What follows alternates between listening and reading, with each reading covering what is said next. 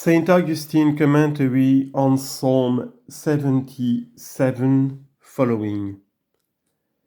I have thought on ancient days, verse 5. Now he, as if he were one who had been beaten out of doors, has taken refuge within. He is conversing in the secret place of his own heart. And let him declare to us what he is doing there. It is well with him. Observe what things he is thinking of, I pray you. He is within, in his own house, he is thinking of ancient days. No one says to him, you have spoken ill. No one says to him, you have spoken much. No one says to him, you have thought perversely. Thus may it be well with him. May God aid him. Let him think of the ancient days, and let him tell us what he has done in his very inner chamber, whereunto he has arrived, over what he has leaped, where he has abode. I have thought on ancient days, and of eternal days, and of eternal years I have been mindful. What are eternal years? It is a mighty thought. See whether this thought requires anything but great silence. Apart from all noise without, from all tumult of things human, let him remain quiet within, that would think of those eternal years. Are the years wherein we are eternal, or those wherein our ancestors have been, or those wherein our posterity are to be? Far be it that they should be esteemed eternal. For what part of these years does remain? Behold, we speak and say, in this year, and what have we got of this year, save the one day wherein we are? For the former days of this year have already gone by, and are not to be had. But the future days have not yet come.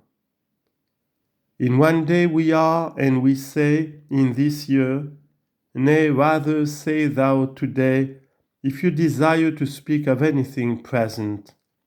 For, of the whole year, what have you got that is present? Whatsoever thereof is past is no longer, whatsoever thereof is future is not yet. How then this year? Amend the expression, say today. You speak truth, henceforth I will say today. Again observe these two, how today the morning hours have already passed, the future hours have not yet come. This too therefore amend, say in this hour. And at this hour what have you got? Some moments thereof have already gone by, those that are future have not yet come. Say in this moment. In what moment? While I am uttering syllables. If I shall speak to syllables, the latter does not sound until the former has gone by. In a word, in that same one syllable, if it chance to have two letters, the latter letter does not sound until the former has gone by. What then have we got of these years? These years are changeable. The eternal years must be thought on, years that stand, that are not made up of days that come and depart. Years whereof in another place the scripture says to God, but you are the self same, and your years shall not fail. On these years, this man that leaps over, not in babbling without, but in silence, has thought. And I have meditated in the night with my heart, Verse 7. No slanderous person seeks for snares in his words. In his heart he has meditated, I babbled. Behold, there is the former babbling. Watch again, that your spirit faint not. I did not, he says, I did not so babble as if it were abroad, in another way now. How now? I did babble, and in search out my spirit. If he were searching the earth to find veins of gold, no one would say that he was foolish. Nay, many men would call him wise. For desiring to come at gold, how great treasures has a mind within, and he digs not? This man was examining his spirit, and was speaking with that same his spirit, and in the very speaking he was babbling. He was questioning himself, was examining himself, was judge over himself. And he continues, I did search my spirit. He had to fear lest he should stay within his own spirit, for he had babbled without. And because all his enemies had anticipated watchers, he found their sorrow, and his spirit fainted. He that did babble without, lo now does begin to babble within in safety, where being alone in secret, he is thinking on eternal years. And you have found what? God will not repel for everlasting. Verse 7. Weariness he had found in this life. In no place a trustworthy, in no place a fearless comfort.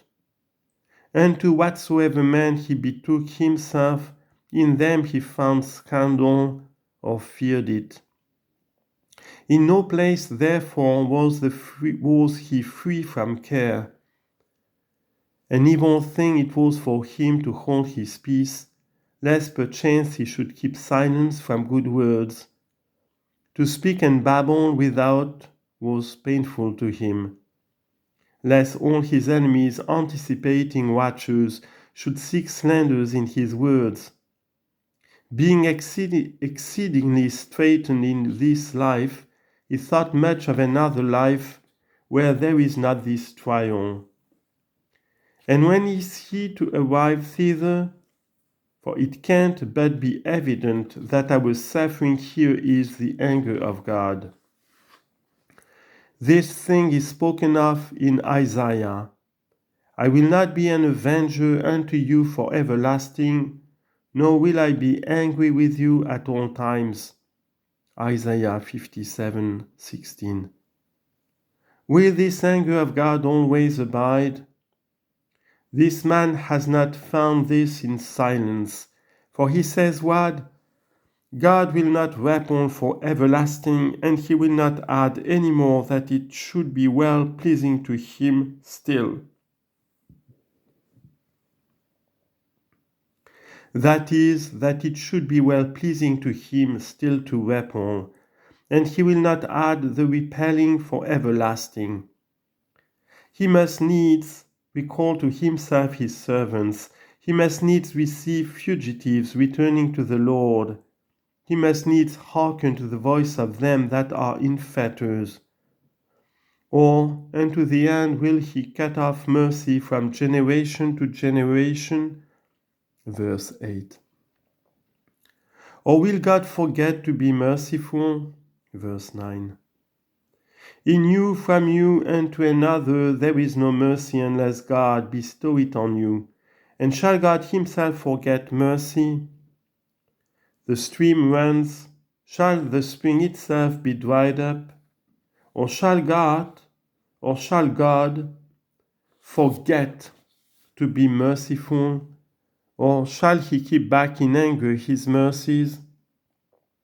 That is, shall he be so angry as that he will not have mercy?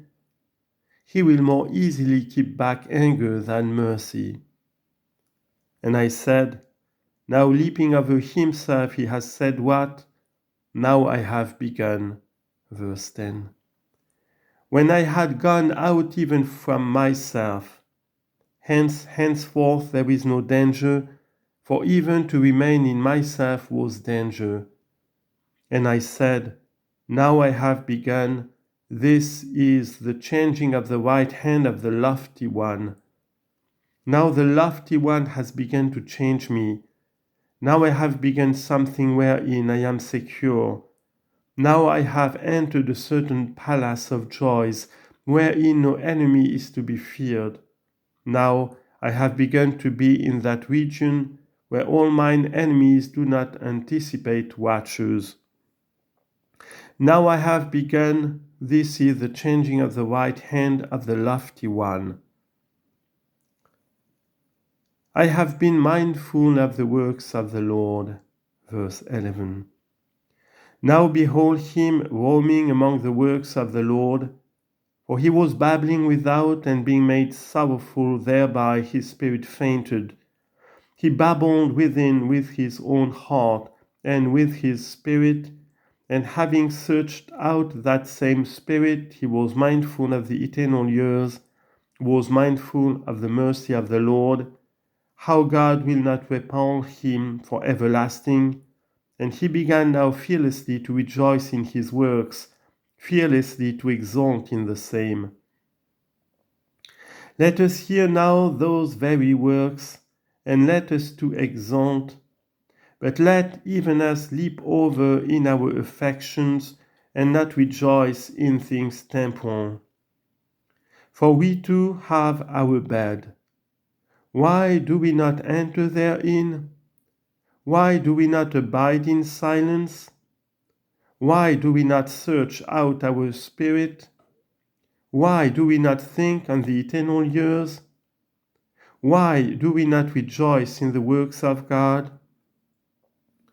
In such sort now let us hear, and let us take delight in himself speaking, in order that when we shall have departed hence, we may do that which we used to do while he spoke, if only we are making the beginning of him whereof he spoke in. Now I have begun.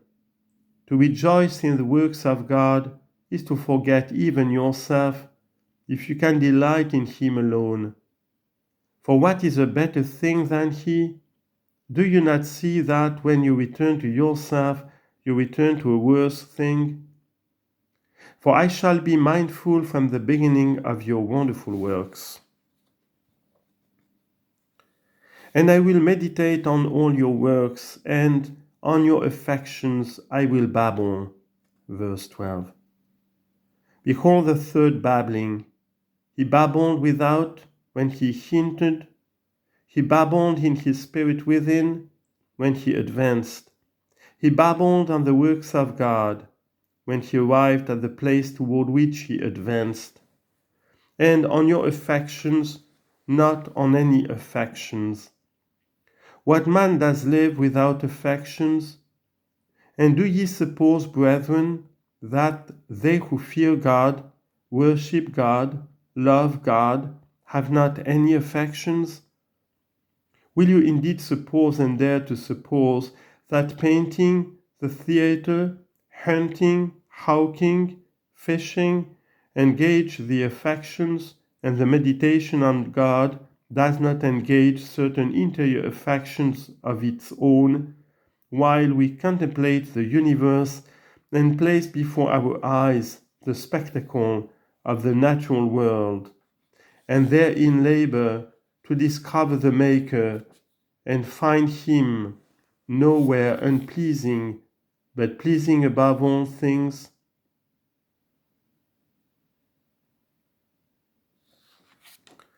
O God, your way is in the Holy One. Verse 13. He is contemplating now the works of the mercy of God around us. Out of these he is babbling, and in these affections he is exulting. At first he is beginning from thence. Your way is in the Holy One. What is that way of thine which is in the Holy One? I am, he says, the way, the truth, and the life.